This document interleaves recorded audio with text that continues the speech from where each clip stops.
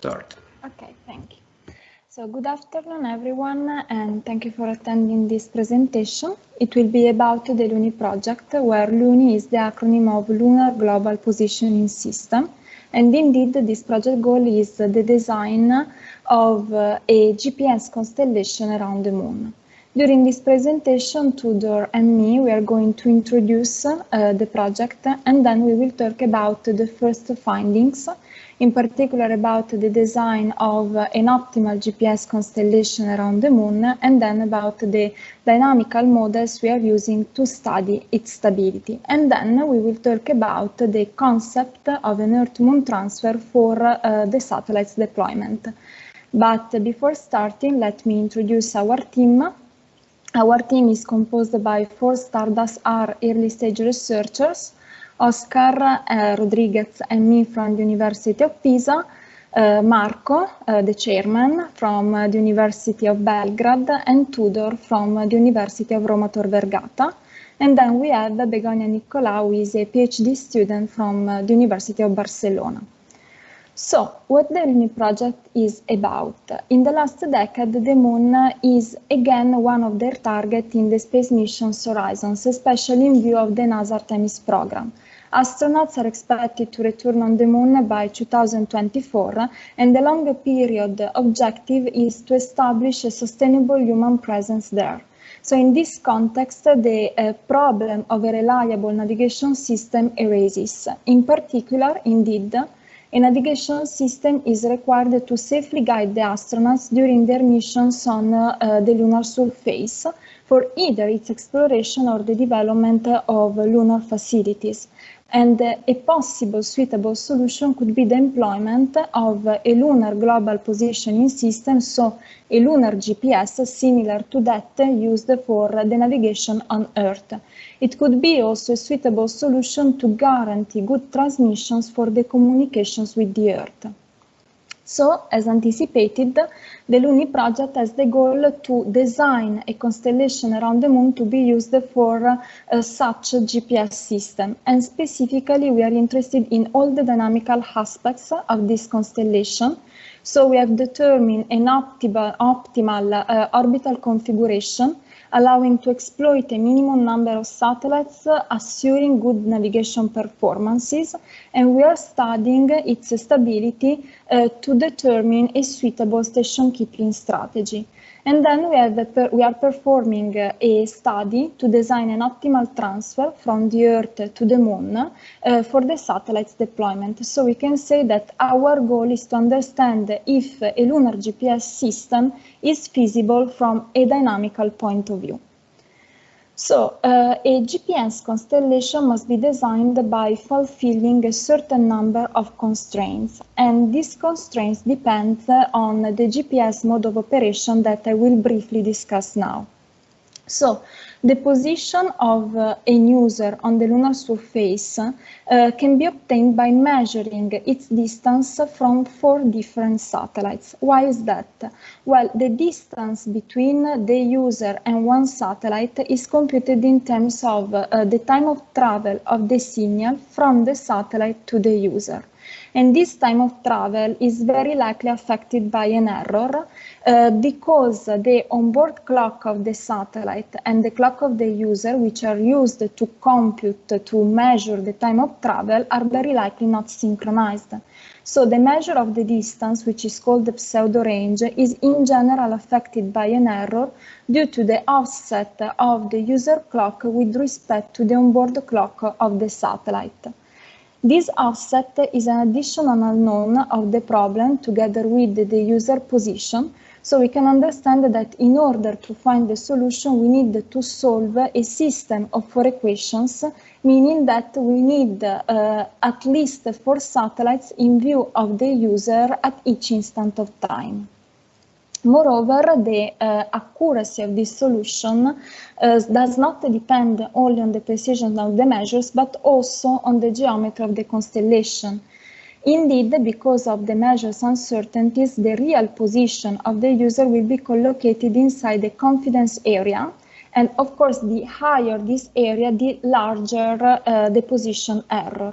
And as you can observe by comparing these two images, the smaller the angle between the satellites, the higher this area. So the geometry of the constellation has an effect on the position error, and this effect is called the dilution of precision, and it is quantified by means of this parameter, the GDOP, the geometric dilution of precision, which depends on the trace of the covariance matrix of the solution, which is computed in terms of this matrix H here reported. Values of the GDOP which are smaller than 10 are acceptable, smaller than 5 are good. So, to summarize, a GPS constellation must be designed in order to guarantee the global coverage, meaning that for satellites, at least 4 satellites must be in view by any user in each point on the lunar surface and at each instant of time. Actually, for redundancy reasons, we require that 6 satellites are in view instead of 4. And then, in each point on the lunar surface and at each instant of time, the constellation must be characterized by sufficiently small values of the GDOP. And then the constellation must be such that the station-keeping maneuvers have a minimum frequency and magnitude. Actually, for the moment, we have neglected this last constraint, and we focused on the first 3. And indeed, we have adopted the Keplerian model for the dynamics around the Moon in order to design an optimal Walker constellation, where Walker constellations are typical constellations used for these kinds of problems. In a Walker constellation, all the satellites are on circular orbits with the same orbital radius, the same inclination, and with the orbital planes which are equally distributed on the equatorial plane of the Moon around its center. Moreover, all the satellites are equally distributed on each orbit. Once we have fixed the inclination and the orbital radius, a Walker constellation is completely defined by 3 parameters: the total number of satellites, the number of orbital planes, and the phasing offset factor, which is used to determine the phasing between 2 satellites' positions on 2 adjacent orbital planes, as you can observe here. About the orbital distance, the orbital radius, the higher this radius, the smaller the number of satellites required to achieve the global coverage. However, this quantity, so the radius, is limited by the onboard instrument's capabilities, in particular by the signal transmitter power and by the size of the user antenna, which requires the signal to have a certain strength, a certain power to be actually received. So, considering that we have a loss of power during the transmission of the signal, we can understand that the distance between the user and the satellite must be lower than a certain quantity, a certain maximum distance allowed. And we can estimate this by exploiting this parameter, the free space power loss, which is the measure, we can say, of the loss of power of the signal during its transmission, and it depends on the distance between the receiver and the transmitter, on the frequency of the signal carrier, and on the speed of the light. So once we know the maximum value allowed of the free space power loss, which depends on the characteristics of the transmitter and the receiver, we can estimate the maximum distance allowed, and at this point also the maximum orbital radius allowed. And in particular, to do that, we can consider just the geometry of the problem, and in particular, we can take into account that a satellite is considered in view of the user if its elevation angle is higher than 10 degrees. By exploiting the data of the Earth GPS Block 2 satellites for the characteristics of the receiver and the transmitter, we have estimated the maximum orbital radius of almost 5,000 kilometers. We have taken a certain margin and we have selected an orbital radius equal to 4,500 kilometers. Then we have solved the multi-objective optimization problem in order to determine the orbital inclination, the total number of satellites, the number of orbital planes, and the phasing offset factor, allowing to minimize this target function f, which is the weighted sum of the inverse of the minimum number of satellites in view from each point on the lunar surface and at each instant of time over one period, and the maximum value of the GDOP, again with respect to each point on the lunar surface and each instant of time over one period. Actually, at the end, we have collected all the combinations, the configuration, let's say, allowing to obtain acceptable values of the target function, and we have selected the one allowing to exploit a minimum number of satellites. So at the end, we have selected the constellation with an orbital inclination of 60 degrees, 36 satellites, 9 orbital plane, and a phasing offset factor equal to 8. In these two animations, you can observe the number of satellites in view in each point on the lunar surface and over one period, and the values of the GDOP in each point on the lunar surface and over one period. And you can observe that we have always at least 6 satellites in view, and that the GDOP has always good or at least acceptable values, and its maximum values is equal to almost 5.85. So that's it for me. I leave the stage to Tudor to continue this presentation. Hello everyone, do you hear me? Do you hear me? Yes. Yeah. Yes. Okay, Yes. I will share the screen. Do you see the presentation? Yes. Okay. On the second part of this presentation, we will describe the preliminary results of the stability of motion for the constellation that we found. The dynamics around the moon is very complex due to the gravitational potential of the moon and the other external forces that act on the particle and also on the moon, like attraction of the Earth and the sun, or the solar radiation pressure. But as you can see on the side image, where is described the order of magnitude with respect with the altitude, we can see that for our case of a semi-major axis of 4,500 kilometers, we have 4 main forces that act on the satellites, namely the Keplerian part, the attraction due to the Earth, the zonal harmonics J2, and the tesselar harmonics C22. We use these 4 terms to create the model, and the orbits are propagated by using the Cartesian equations of motion. As a reference frame, the selenocentric coordinate system was used, where the XY plane coincides with the moon equatorial plane, x-axis directing toward the Earth, and z pointing to the north pole of the moon. The equation of the motion is characterized by a second-order differential equation, where the first term here is the potential due to the moon, and the second one is the attraction of the Earth. For the gravitational field of the moon, we used the expansion in spherical harmonics, and in our case, for C22 and J2 terms, we use it only up to order 2. In this way, the potential function in Cartesian coordinates has the following form. For the perturbation due to the Earth, we followed the computation made by Montenbroek and Gill in 2001, where they computed the longitude, the latitude, and distance from the Earth to the moon with a low precision. That means an error about 500 kilometers in the semi-major axis. It is assumed as well that the motion of the moon around the Earth is unperturbed. Therefore, we have the position of the Earth in the selenocentric system, and it has to be rotated with an angle equal to the obliquity of the moon. With this simplified model, we started to analyze some orbits in our region at the semi-major axis of 4,500 kilometers, eccentricity equals to 0, and inclination of 60 degrees. As well, we kept the argument of periapsis 0, and we played only with the longitude of ascending nodes. A first remark is that the eccentricity has a very small inclination that does not affect the motion too much.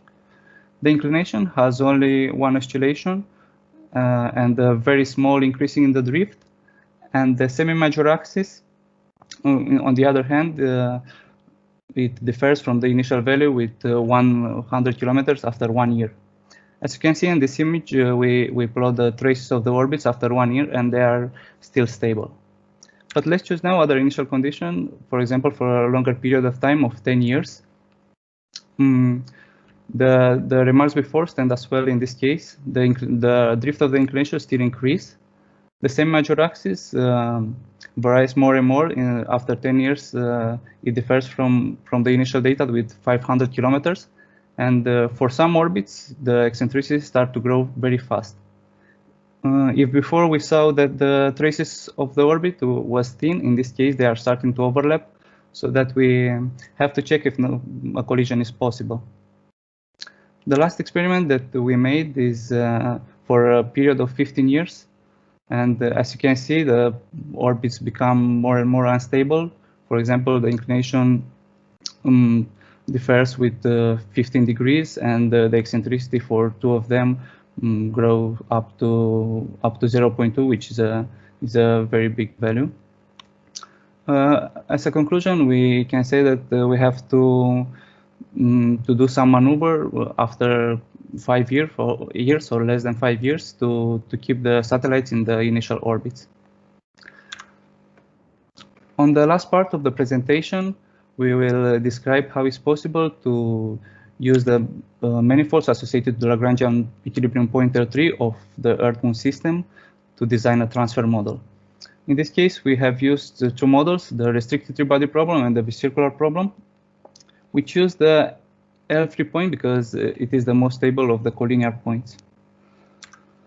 The circular restricted three-body problem describes the motion of a particle with negligible mass moving under the influence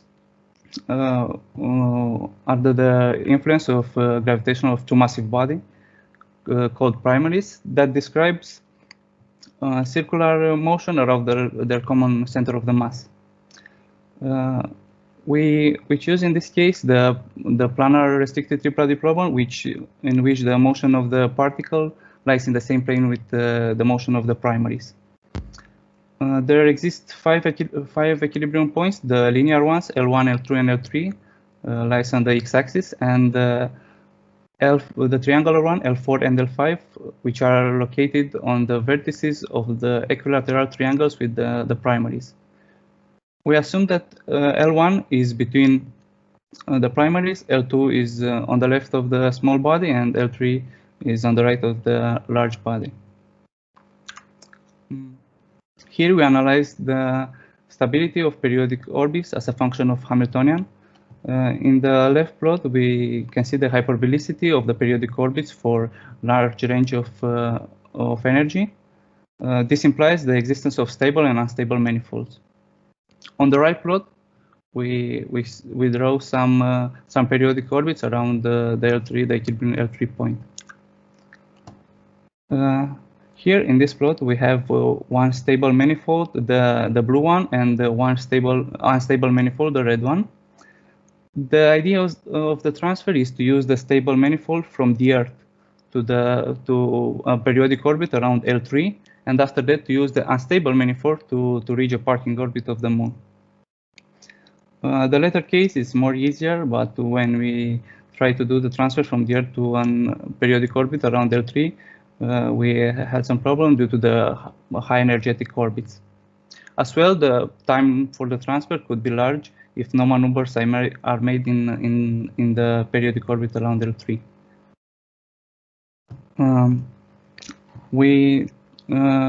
The next step was to check if the bicircular problem gives better results for our proposal.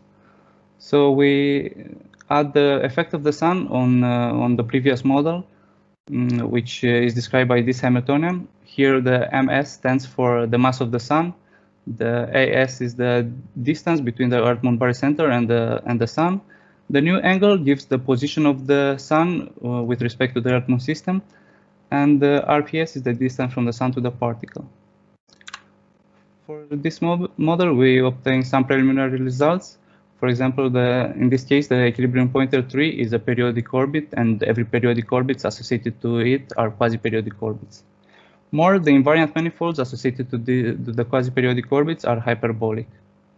As an improvement of this model, we can say that by adding the effect of the sun, we have a more realistic model, and also we will not have any energetic restrictions.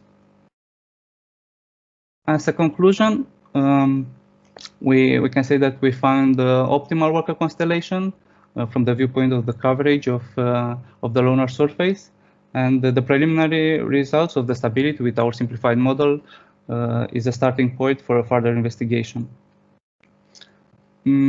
As well, the results from the Bicircular Problem are very useful, and we'll use it in the future work.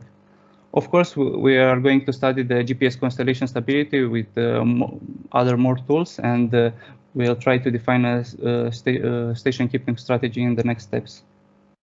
Here are the references that we used in our work and also to prepare this presentation. And with this, we finish this presentation, and if you have any questions, please do it. Thank you.